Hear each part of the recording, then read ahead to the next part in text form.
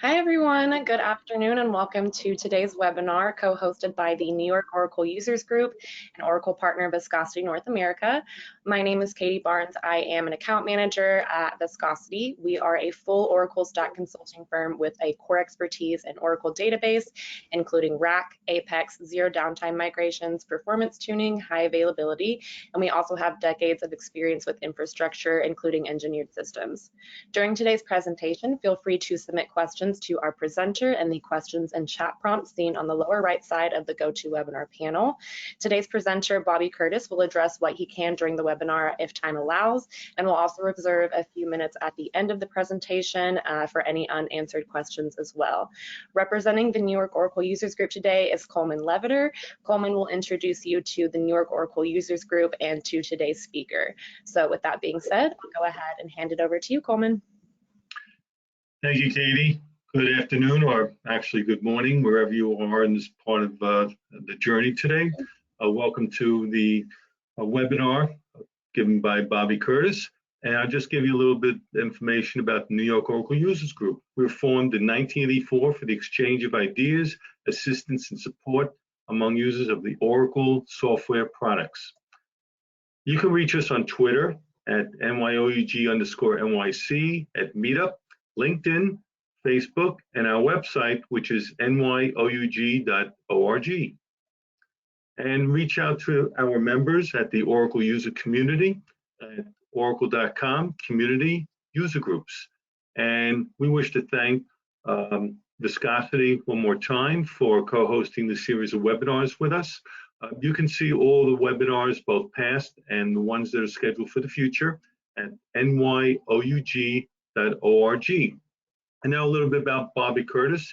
He's the founder and owner of Rio Data, a global systems integrator that focuses on helping customers architect, move, and use data to achieve their business needs. He's a former Oracle GoldenGate product manager, an Oracle ACE Director alumni, a published author, and a frequent blogger. Bobby has worked for various consulting firms specializing in creating, maintaining, tuning, and integrating enterprise database solutions to solve complex business problems. Bobby hosts a blog, DBA Solve, that's DBASOLVED.com, which is a source of information for solving complex issues related to Oracle technologies and data movement. Along with his blog, Bobby's active on Twitter under the handle at DBA Solved. Also, during his downtime, a little personal stuff about Bobby. He enjoys spending time with his family while traveling to watch his children compete in their respective sports. He's a geek, either writing the next chapters of an upcoming book or looking for technical solutions to solve. Again, I want to thank Viscosity and Bobby Curtis for speaking today, and I'll turn it over now.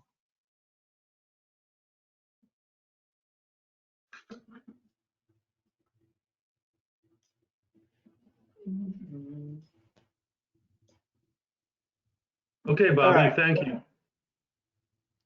Do what, Coleman? Thank you. I'm turning it over to you, Bobby. All right.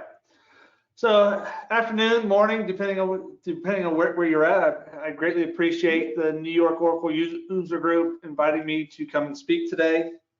And I got a very interesting topic for everybody who wants to know about it. So PostgreSQL has been around for a little bit, and we'll get into that. But Oracle, for the longest time, Oracle has said, no, we're not going to support Postgres.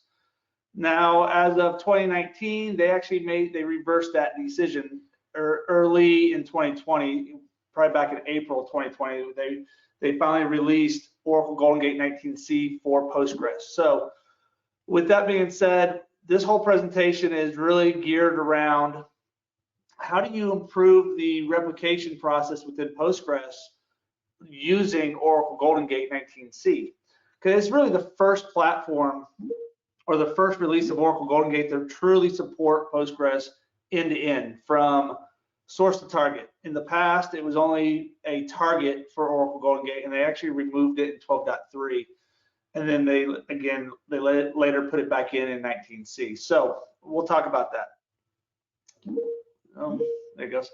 And so a little bit about Rio Data, as Coleman was mentioning, we are a a systems integrator that's dedicated to improving and building out the most robust architectures for you, the customer, so that way you can get your data where you need it in a very timely fashion.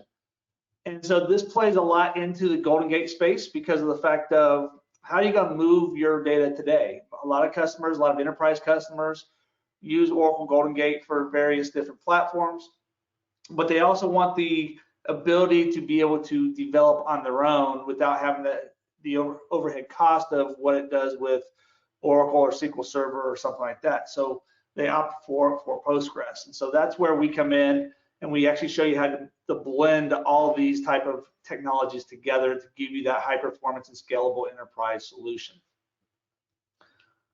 So let's talk about Postgres for a second here, just in general.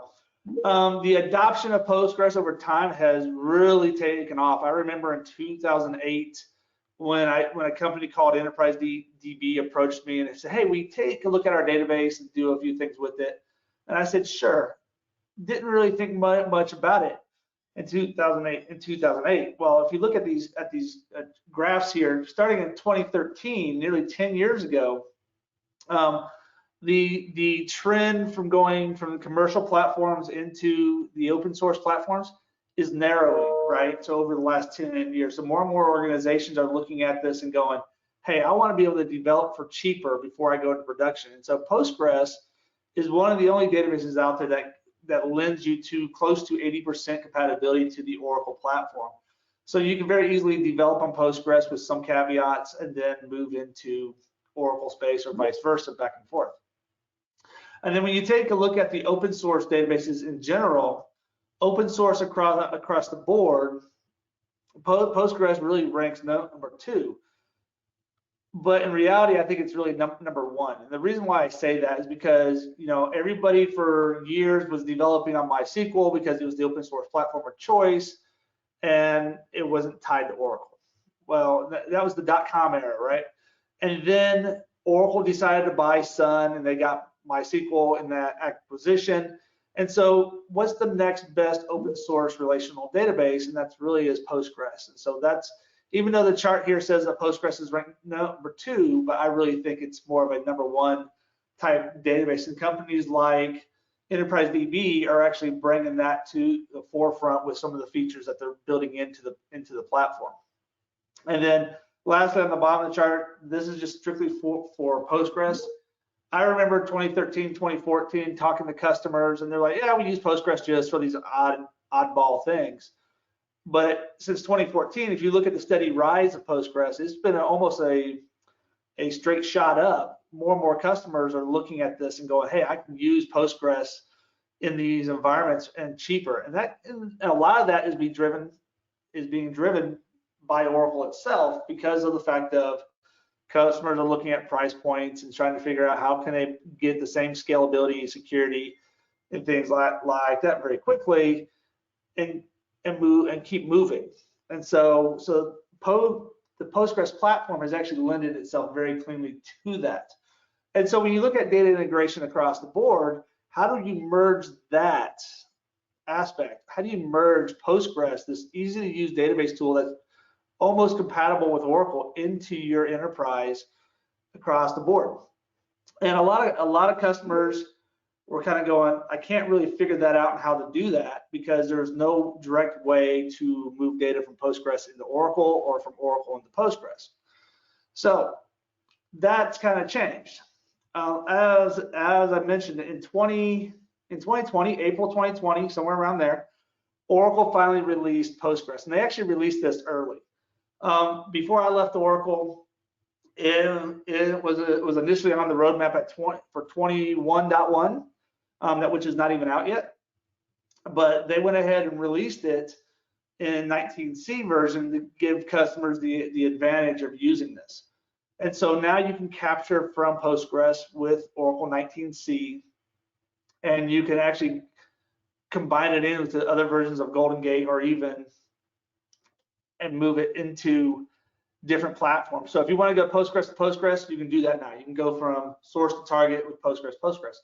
If you want to go from Postgres to Oracle or Oracle to Postgres, vice versa, you you got that with all those deep DMS platforms that you can do. I'm sure many of you have seen this type of slide before from the product team at Oracle. But now with Amazon, Google, Azure all supporting Postgres platforms, how do you get into the cloud very quickly?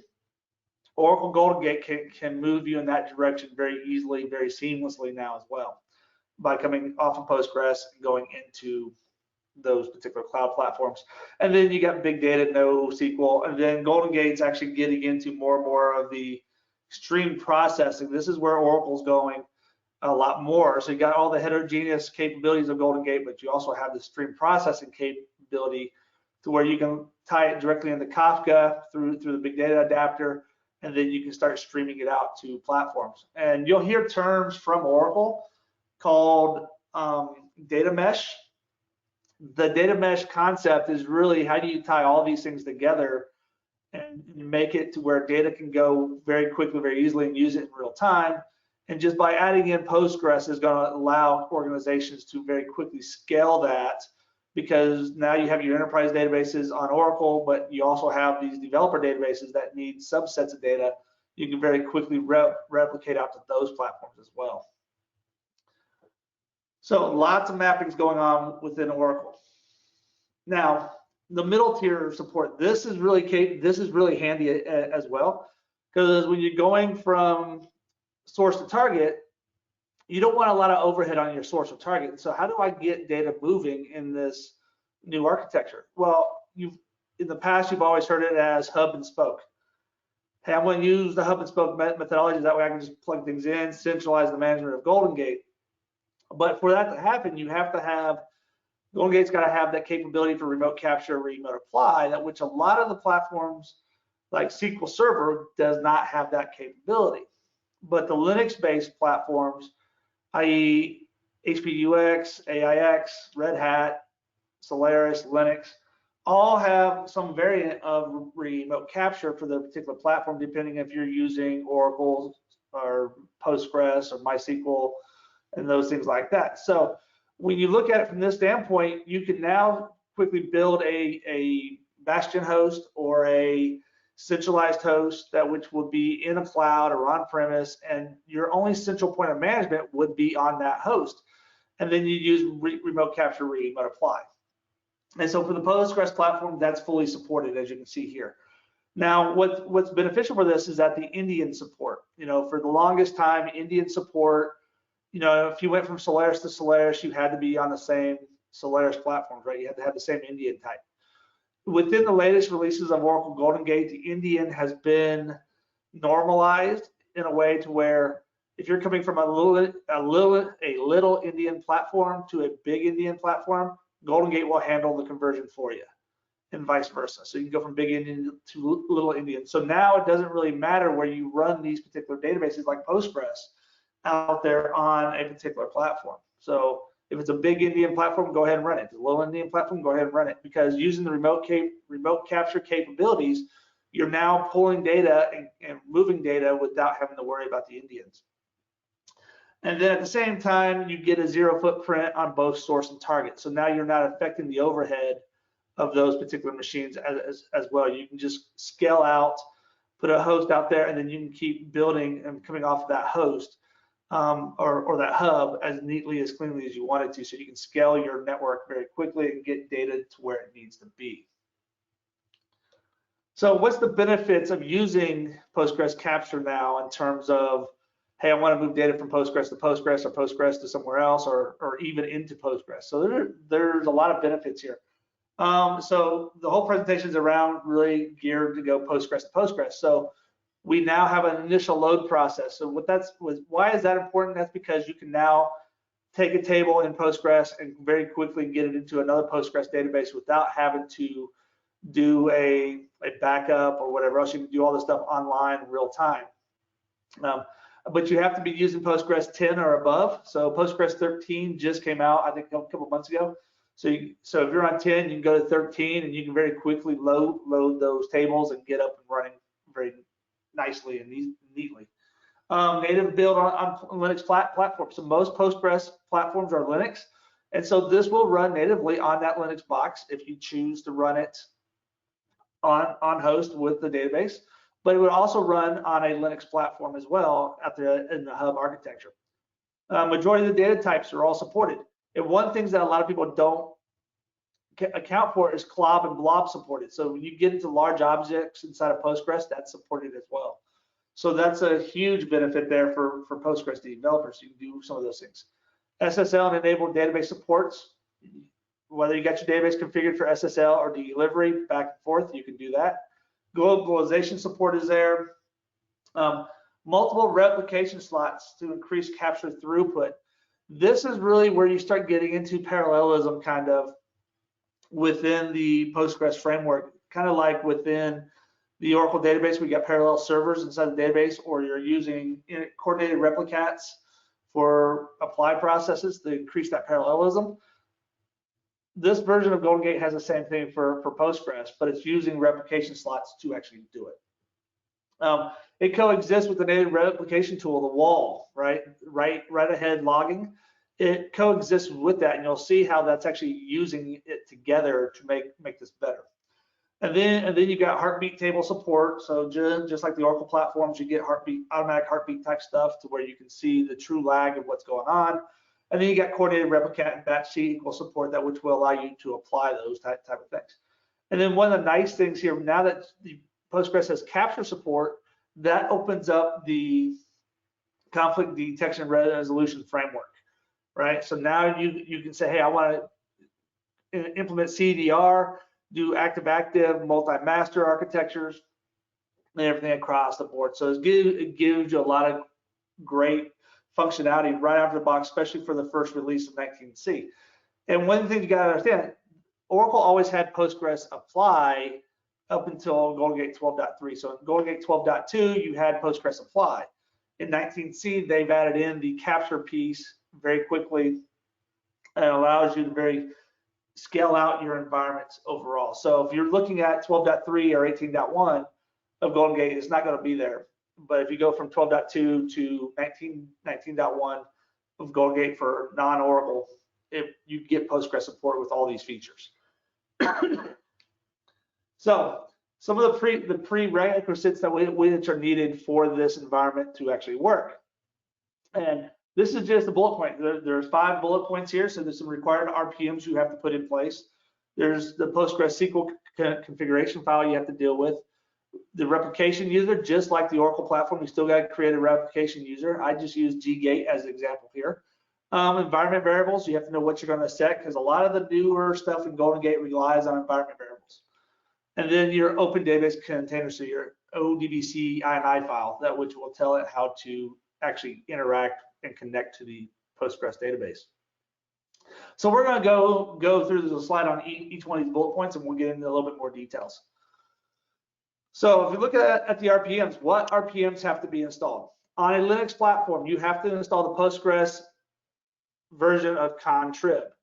In the pound signs here is just really the version number. So if you're using Postgres 13, you have to use Postgres 13-contrib. Or if you're using 12, same thing, 11, 10, those things right here.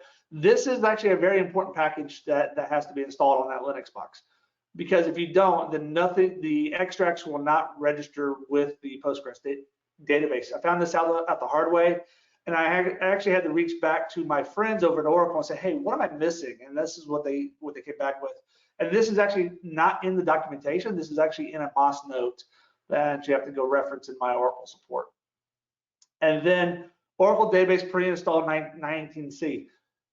Even though we're not installing an Oracle database, this is still there really for to have GoldenGate installed, because I always install GoldenGate underneath the Oracle user, so that way it's very easy to identify what's going on, who has permissions to it, and everything else. So that's what that RPM package is for, is just really give you the shell framework of the Oracle user, install groups and those things like that on that particular box or on that host or that hub box.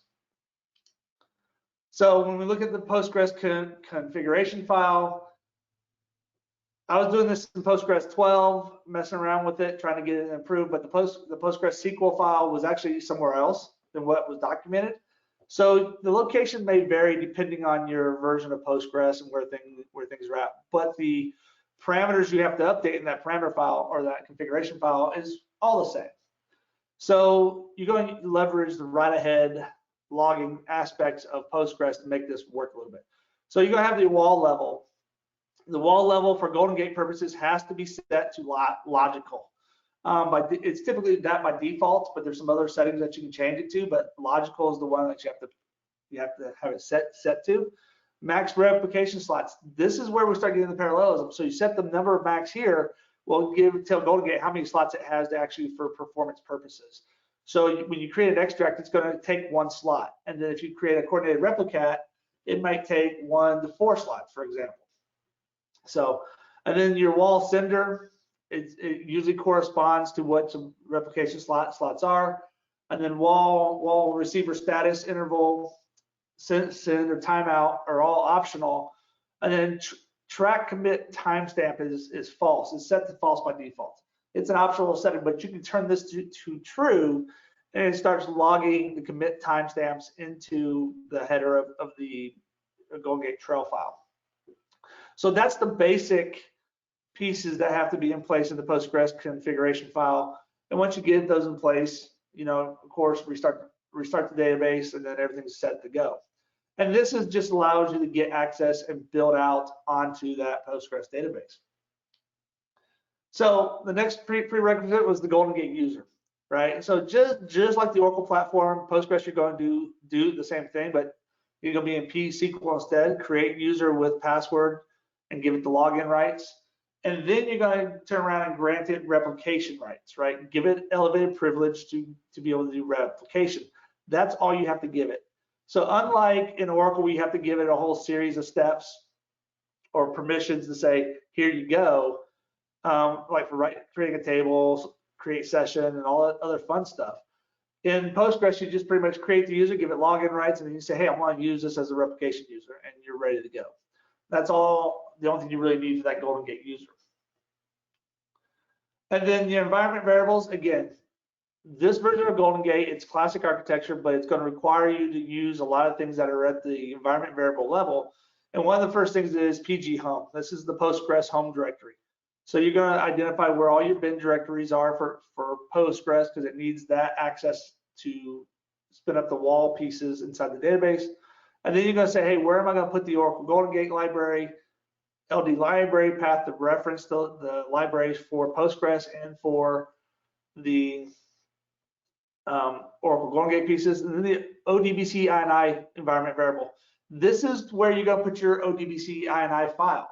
So if you put it into your /home/ whatever user file, and that's where it's at, you just got to update this environment variable and say go to /home/user, and then specify the INI file, which is needed. And then all that has to be put into the path, right? Just so that way the path can easily find it and reference it and put those things in place.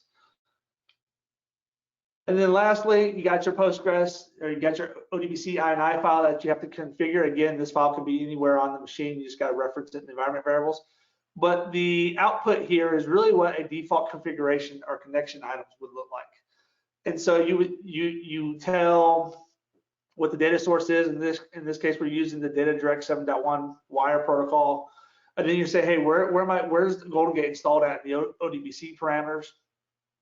And then you're doing your DSN for Postgres, and you're making a reference to the correct driver which you need, which is ggplsql 2.25.so.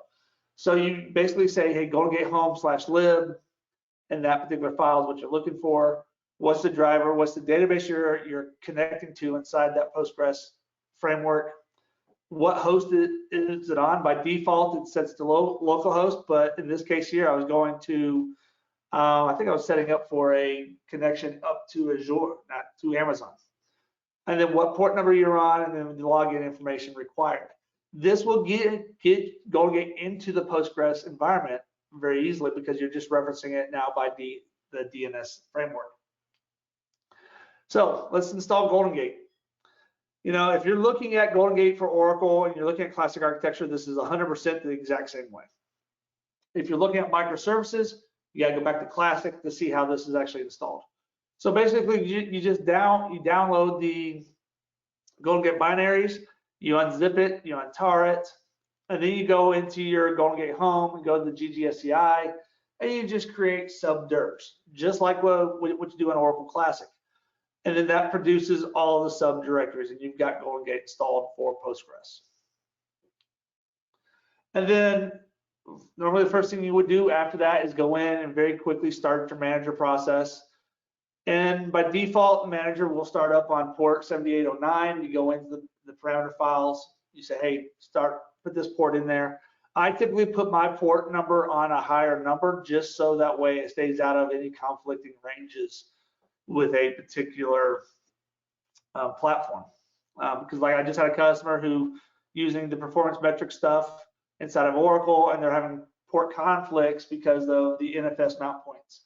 So once they changed the port numbers to a higher frequency, basically they were able to come up with no issues. So I always put my manager port and my dynamic ports always up in like 16,000 or higher, just so that way I can keep track of what's actually out there. But in this case, you bring the manager up for Postgres and you're ready to go. Then you just got to register the extract, okay?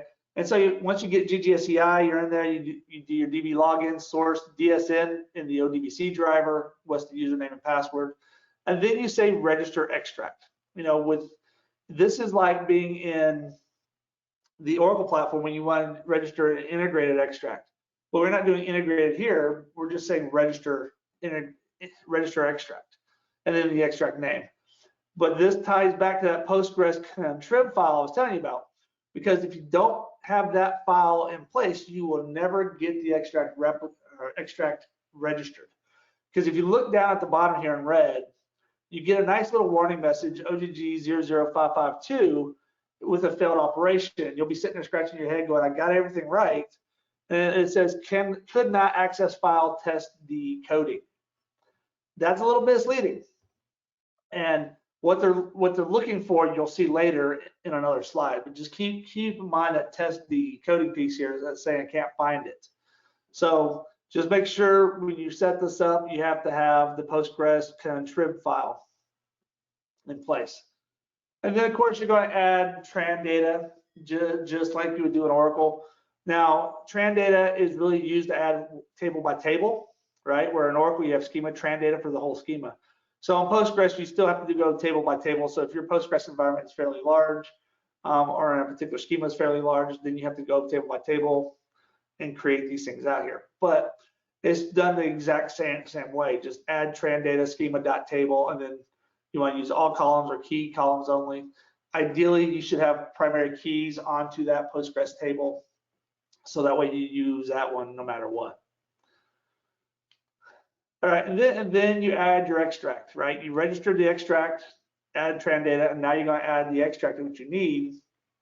And the steps are 100% the same as if you were doing this in Oracle. Add extract, XML file, edit params, and add everything in that what you want to do. If you want to use a pump, like we used to do in Oracle Classic, you can still do a extract data pump as well. Just if you have, that's only really if you have to have log shipping. So if you're looking at, like I said earlier, this concept of data mesh and moving data point A to point B, you can use a pump and move that as well, but it's set up the exact same way as adding the extract. So everything I've showed you guys is pretty similar to what Oracle GoldenGate and Oracle does, and we'll get into some of the pieces here in just a second about why this is important with Postgres, because you'll see where you can take this. And then on the Replicat side, this is really the same way. You log into the database, add your checkpoint table, add your Replicat, and edit your params and lay all that features out. And then you have your end-to-end replication pieces tied in and ready to go. Now, once replication has been established and everything's running, you can actually go in and dive into this and check out the replication slots. So this is similar to what you would do with WAL, right? Go in and see what's going on with WAL. But now you've got some robust capabilities basically to where you're not going to have problems with walls falling over. You've got some stable environment with GoldenGate interacting with Postgres and extracting that data by LSN, and then laying those things out. But one thing you got to look at is that when you look at PG replication slots, you're going to get a list of every slot which is being used. And so what I have highlighted here is I've got 2 slots being used, and they're both being used by extracts. And you can tell that because that's how I named my extracts with EXT. So the first slot is taken up by Postgres extract. This is just one connecting to the Postgres database. And then I have another extract running on the same machine going against the sales schema, pulling that out. But if you look at the next column over, you see that test decoding? Where have you seen that before? Back about 2 or 3 slides ago, or 4 slides ago, you had test decoding in that error message. So this is actually a plugin that when you register the extract, it's looking for that plugin to actually tie to that slot for logical replication now. And then as you get further over, you see the database, and then you see if it's active. But you get all the way over to the right on the screen, you've got a restart LSN and then a confirm flush LSN. These are similar to the SCN inside of the Oracle database. A little more cryptic, granted, but it's going to tell you these values are going to change as that extract is pushing and pulling data out of that particular database. So you get a lot of things going, and you can track how much data is being pulled by those LSN numbers. And then you can do the statistics. You can pull statistics on your replication by using the PGStat replication view. And again, on this LSN at the far right-hand side of the screen here, the LSNs is where you're going to be able to tell, hey, how much data have I actually sent versus how much data has actually been written, right? So this is really, we're capturing things out, and we're shipping data out to where it's got to go for the target database side. So how much data am I sending? How much am I writing? And very quickly setting those things up. You know, and this is leveraging the same framework, the underlying framework that which is being used by wall, but now you don't have that wall functionality falling over because something gets stuck or whatever else, because everything's being written to the trail files and giving you that overall robustness of platform. So let's look at a use case here. We're going to look at going from on-prem up to Azure. No, excuse me, up to Amazon RDS, right? So RDS is just a Postgres database that was spun up. I'm going to use it for whatever purposes I need, but I need to very quickly get data into that database so that way I can leverage that for development purposes, or maybe even for a production setup. As long as you have 100 milliseconds or faster connection to the cloud, GoldenGate will operate exactly like it does on-prem, right? So whether you're using any version of GoldenGate, that holds true. 100 milliseconds or faster, you can get data into the cloud very easily, very quickly. So on premise here, we're going to use local capture, and then I'm going to use remote apply to get it up to RDS. And I did all this with the free tier 2, just as for testing purposes. But we actually implemented this for a customer probably about 3 or 4 weeks ago, as we were working on a high level pursuit for them. So on the AWS side, you got to make sure that you have a couple of things going here. You got to have your ACLs open, your access control list, and your security groups. Make sure that that's open so the database or the remote connection can come through, and that's typically on port 5432, which will allow you to set that up very quickly. And then you basically have your connection details and how you want to get there. And those connection details are stored in the ODBC INI file. So that's all you got to do. And then configuring the remote apply is just like building a replicat, as we identified earlier. And then on the host side, that's everything in the box here that's on premise. Like I said, create your DSN and the ODBC, and then have your DNS style endpoints to make the same connections up to the database. And so the example I'll put over here on the right-hand side is really geared around, hey, I want to set up the driver for Postgres, and then I'm going to connect into the host name of my RDS instance, what port, what user, and what password. And then my remote replicat can make that connection and start shipping data immediately. Now, I said we can start shipping data immediately, and that's true, but you also have to have your data structure, your metadata stuff there as well. So basically, after you set up the connection stuff, you create the table spaces, you create the schemas needed, and then you grant all the particular roles that which are needed and given across the board. And then lastly, you create your replicats, or you create your extract and your replicat. And this is for an initial load setup. So how do you do an initial load with Postgres? You would just say sources table, and then grab that table. And you can do this for multiple tables inside the same parameter file.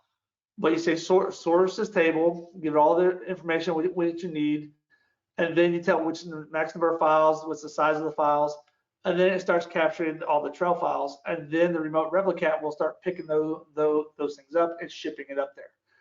If you notice, I comment out the handle collisions and insert all records on the replicat side.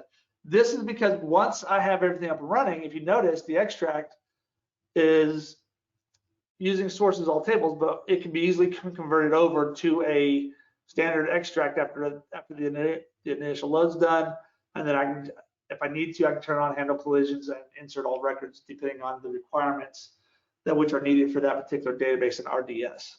So very easy to set up and to scale and get things running with Postgres. You know, and so just some things to consider. I made a note to this earlier, is that you gotta have a connection of 100 milliseconds or faster. Anything greater in latency will cause the latency to slow down, and then you might have some performance problems. The RDS instance determines the processing speed at this point. So even though I've got a nice bandwidth, nice pipe going up to the RDS instance, I have to be able to rely on that instance to do all the processing at the speed I want it to. So you might get more usage out of the EC2 platforms or other cloud-based Postgres environments. You just have to have a direct access in that case for you to manage and monitor those environments. And then all connections work over the ODBC connection. So there's nothing fancy you have to do. It's pretty straightforward. It's just set up a connection to the ODBC, have the bandwidth you need, and then start moving data very quickly, very easily. And this is a huge improvement over the wall replication framework. And then at the same time, you have additional things that you can scale out to in terms of use cases. So if you want to do bi-directional, you can do the same thing with remote capture off of our RDS and then apply it to your downstream or on-premise Postgres database. So that's pretty much it overall. The whole presentation was really designed to give you a thought process and understanding of how to set it up. GoldenGate is not that hard of a product. You know, maybe it's been around for 25, I think the last number I looked at was 25 years. But now it's really refreshing to see that Oracle's kind of taken the blinders off and realized what the customers are doing in terms of, hey, I still need to move data from point A to point B. And it's not necessarily going to be in an Oracle database. It's going to be in a Postgres database. So how do I handle that? And so from a business standpoint, Oracle said, hey, I need to retain these customers, so let's give them Postgres access. Now, what remains to be seen is that will people move off of Oracle because of this capability now that you can very quickly do it?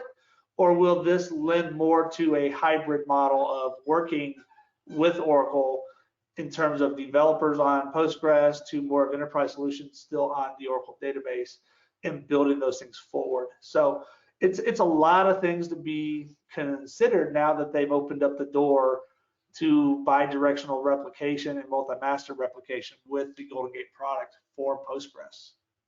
So with that, that's pretty much the end of the presentation. So I guess I can turn it back over to Coleman. But if there's any questions, I haven't seen any pop up in the chat window, but if there's any questions, feel free to ask.